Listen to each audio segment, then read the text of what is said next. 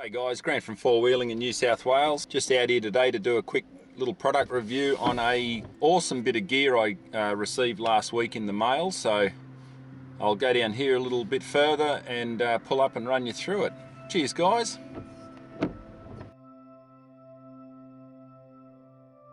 Whee. Even that one was a little bit deep.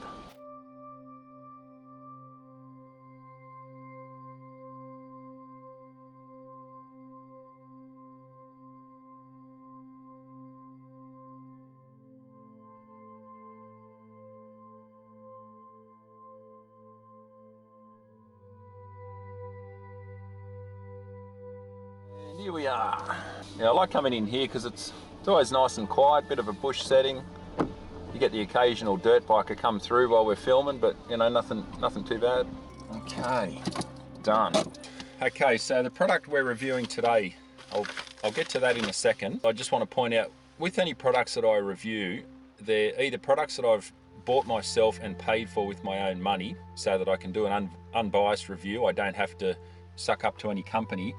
Alternatively, like this product I'm about to show you, I contacted these guys a week ago and said I'd be happy to do a review if they could send me out something. Now, I point out to all the companies that I have contacted, I don't want the products for free because I believe, well, a couple of reasons. First of all, you look like a scab if you just ring a random company and say, "G'day, send me out some stuff for free and I'll do a review on it." To me, it sounds arrogant and a bit on the scab. So I don't ask companies for products to keep, and I don't ask them for products purely so that I get freebies. I ask them to send me a product. If they're happy for me to do a review on it and give me a return mail address, I'll send the product back to them. I don't want to keep it. I don't want to have a garage full of stuff that I may never use or not have room to store. Secondly, I don't ask for products for free to keep in that sense, because I believe, like many reviews that are getting around, vehicles that are sponsored or get stuff given to them, they tend to be a bit biased. Obviously,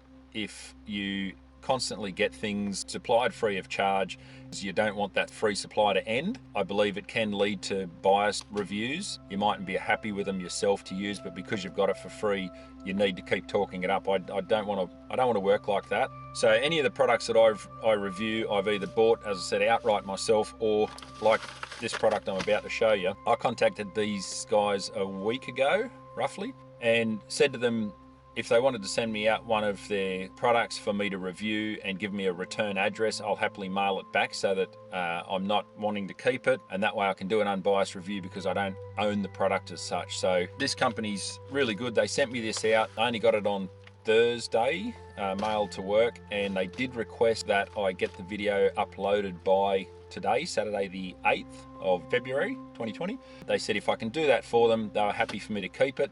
As I said, I don't necessarily want to keep it. I'll still return it back to them. It's not the product that I did request to do a review on. I think they're still developing that. It's one of these sort of GoFundMe startup type products, so people can chip in, and obviously once they raise enough, then they'll make the product. So that may not be out on the market yet. That was what I was really interested in, but they've sent me an alternate product anyway. So I'll rip this open and show you what it is. This is it. Quite impressed with it, to be honest. Two things that people love when they camp: good light, so good torches, and the ability to recharge your phones, you know, or your cameras. So two things that you really want is a good torch and obviously a good power management system, you know, power bank, whatever you want to call it, so that you can recharge cameras and devices. Now, this company is called, I think it's pronounced Knog with a silent K, but it's Knog. They're an Aussie company, I believe, only a young company, started up, and sort of tech savvy company. They've got some really good products. So what this essentially that they've sent me, it's a torch, but it's also a power bank. Call it the PWR Seeker.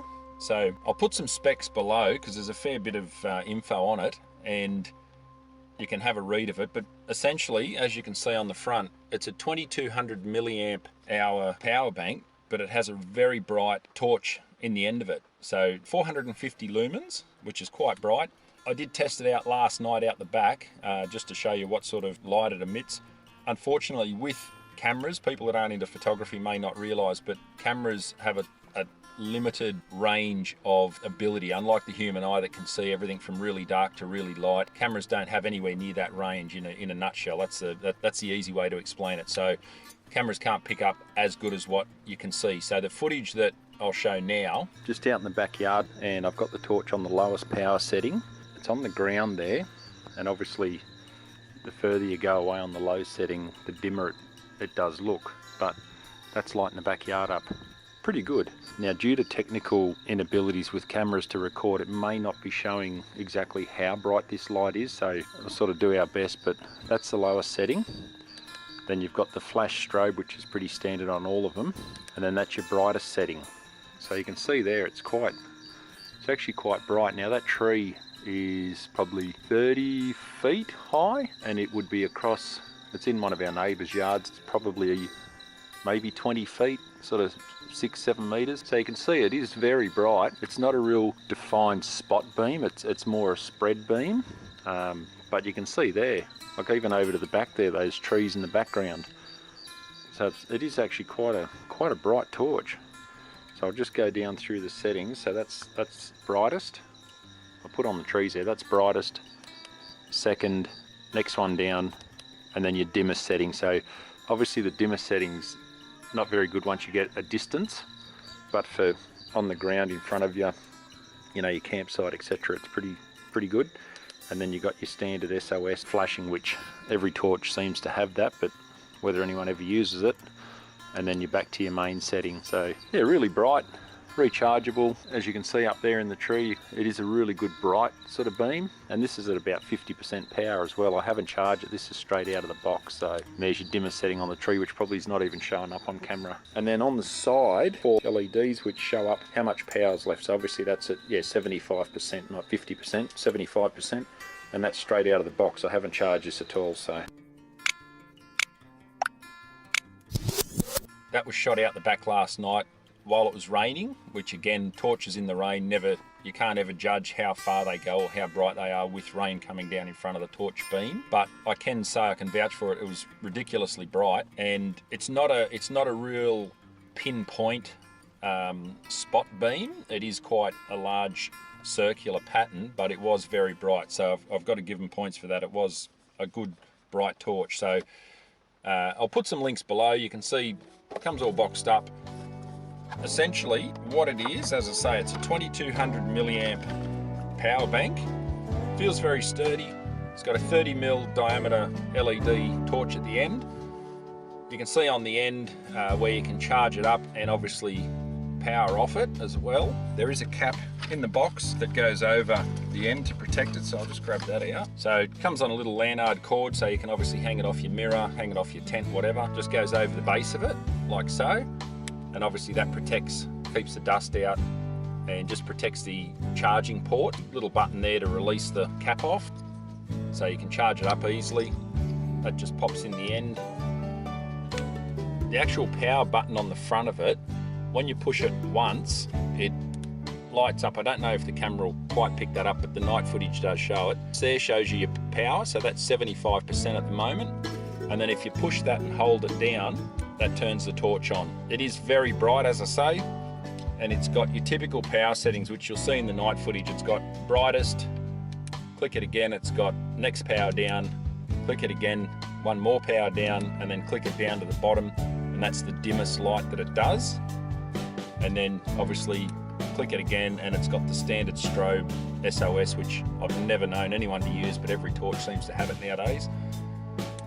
So they do make some other accessories for it. You can get mounts that'd be a fantastic light if you're into bike riding at night time, because it is very bright and does put out a good big spread beam. Seems pretty robust as well. It's like a machined aluminium, like the old mag lights from years ago. So nice and sturdy, little Lanyard, as I say, on there. In the box, it does come with a charger cord as well, which is pretty cool. I'll put the specs, as I say, in the details below in the links, so you can check it out, and I'll put a link to their website so you can see pricing. I think this one was about 60 or 70 bucks from memory, but I'll put it all below. But yeah, just thought I'd share that with you. It's a really good little thing. As I say, USB, charge it up, you can power your torch off it, Now they do say on the back, which all the specs will be on their website, but just quickly on the back here, it does say that if you run it at maximum power, which is around 400 lumens, you'll get 2 hours run time. Go down to mid, which is 300 lumens, you get 3 hours. Down to low, 120 lumens, 8.5 hours. And then they call it stamina, which is obviously the faintest very low beam. That's only 80 lumens, but you'll get 12.5 hours from a full charge. And it does actually say on the back here also that if you've used this at maximum output for 1 hour, you can still top up the battery for your smartphone. So how often you'd use that, I don't know, but it is a good feature to have and know that at least if you're at a campsite and you've run your torch for up to an hour and listen to some music in bed and your phone's not fully charged, or if you want to sit around the campfire and you've got a Bluetooth speaker or something and it's not fully powered or your phone's not fully powered, at least you can plug this in without having to go back to the car and plug your phone in and all that sort of thing. So yeah, I guess it's a convenience thing. It's not a dire, crucial, emergency life saver, but it's a good idea. Power banks been around forever. Torches have been around forever. These guys have obviously thought of merging the two together. So yeah, just thought I'd share that with you. It does also say that it's water resistant, and the other cool thing that I thought, again, whether I'd ever use it, I'd probably play around and have a test of it. On their website, which as I said, the links will be below, but on the website you can actually download an app.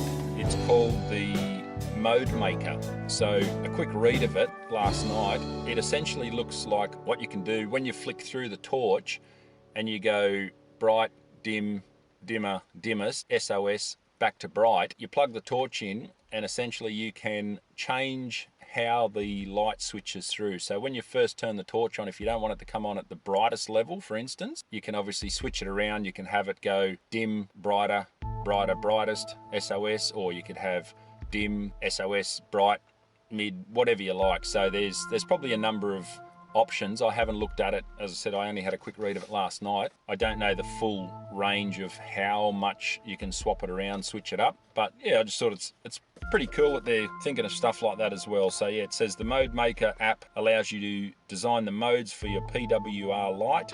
Simply plug in your light, then select and tailor any of the modes from the menu. So yeah, their website anyway, I'll put below. And if you want to check it out, let me know what you think, guys. I'm always interested to see what sort of lighting people use at campsites.